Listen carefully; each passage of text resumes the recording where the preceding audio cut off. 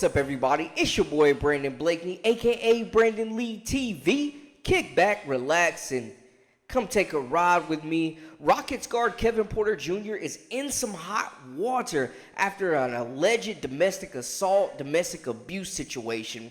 And he was taken into custody and allegedly, left a laceration over the right eye of his girlfriend, as well as fractured her vertebrae.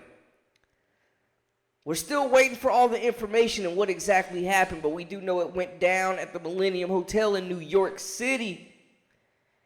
It's not looking pretty. The NBA and the Rockets are still gathering information. No decisions seem to have been made, but in the court of public appeal, it seems like he's already been convicted. Before we get into it, though, y'all make sure to hit that subscribe button for all the latest and the greatest, and join our memberships. We got that exclusive content coming daily, weekly, whenever you need it. Let's get into it. You are now locked into the Live with Brandon Blakeney podcast. Here is your host, Brandon Blakeney. Allegations here are horrific, no question about it. But I don't know anything more, of course, about the actual facts other than reading those allegations. We have a domestic violence policy that was collectively bargained with the Players Association.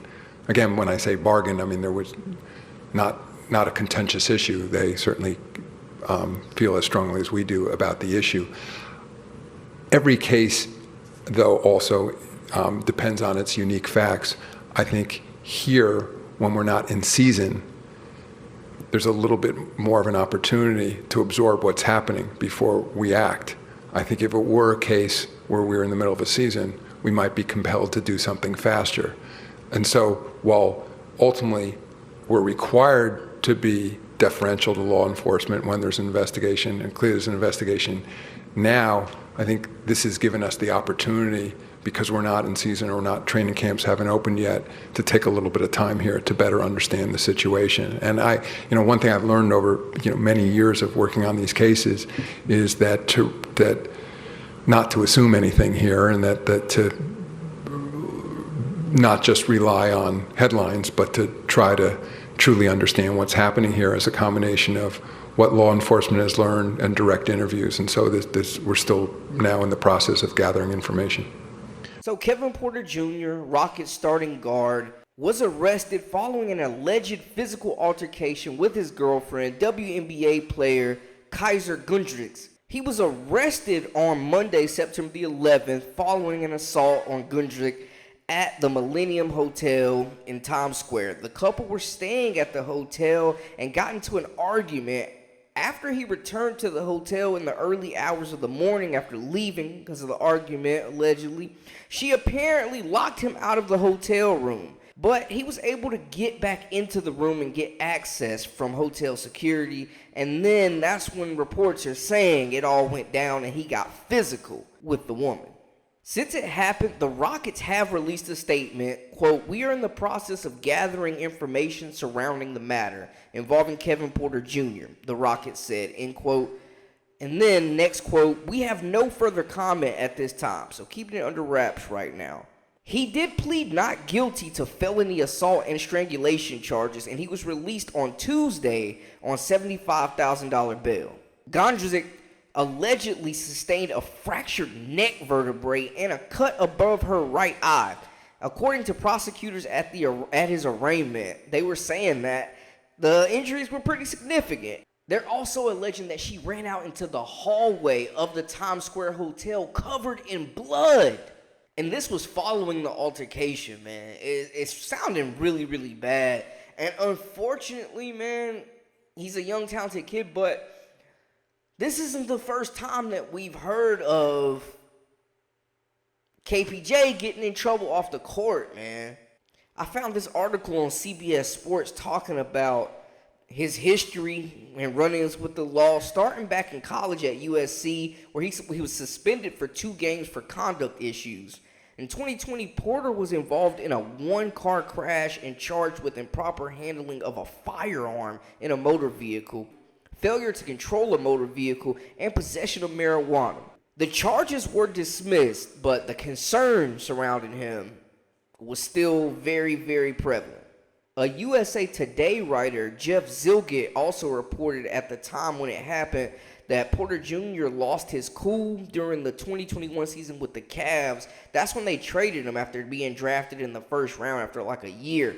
But basically, he began yelling because they traded for a guy and he had to move his locker. He ended up getting into it with the GM, altercation, and he was pretty much shipped out fairly soon after that. He was also briefly suspended during the 2021-22 season after a reported altercation with then Rockets head coach Stephen Silas, another locker room outburst this time. He was fined $50,000 in April 2021 for violating the league's health and safety rules by visiting a Miami strip club.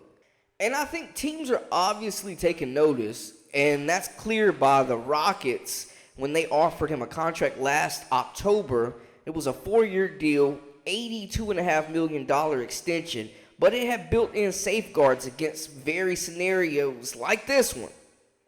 Only the first year of the contract was guaranteed. And if they waive him before opening night, the Rockets would only owe him $3 million beyond this season. And it seems like they saw it coming, because after a year of signing this contract, he's being charged with a felony, and he's involved in this alleged domestic assault situation, case, tragedy. I mean, the poor woman. And it's all over the media right now, and it's just not a good look, man. It's terrible. I mean, he's looking like, people have been talking about how this guy is like somewhat of a head case. And it seemed like he freaking finally snapped and lost it and threw his career down the drain with it. Since it happened, Gundrich's people, a representative for her, has released a statement. Quote, Ms. Gundrich wants to express her deep appreciation for the public support and prayers. In regards to our client, much that has been written in the press attributing statements to her are misleading and inaccurate, said her representative Robert Hantman in a statement provided to Baller Alert. She has not granted nor released any statements on her own volition. She asked everyone to respect her privacy and avoid speculation as to what occurred and refrain from disclosing any misleading statements as to Mr. Porter. Her representative said she did not provide any verbal or written statements regarding the alleged physical altercation with Porter. She also denied allegations that her relationship with the player is abusive. So, the alleged victim is saying she is not a part of a abusive relationship. So there's that spin on it too. This situation is very odd, and I think that's why it's taken a while to play out and no rulings have really been made, because it seems like everything is still being put together. Like, allegedly she was abused. It was him. Maybe it was him. We don't know for sure, but he was arrested for it. He made bail. She's coming out, hasn't made an official statement, but saying that a lot of stuff that's out right now is untrue. And the media is pretty much saying he's done. He should never play in an NBA game again. He's done. At 23 years old, it's a wrap. It should be a zero tolerance for domestic violence in either league. And we've seen it in the WNBA as well. But a zero tolerance policy. And I agree, man. It's ridiculous. I mean, I don't know. The Rockets may also, I mean, with the extension, they've also brought in extra help. Dylan Brooks, Fred VanVleet. In the draft, you know, they got Amon Thompson. Like, it seems like maybe they were preparing for something like this, man. But honestly, it's disappointing.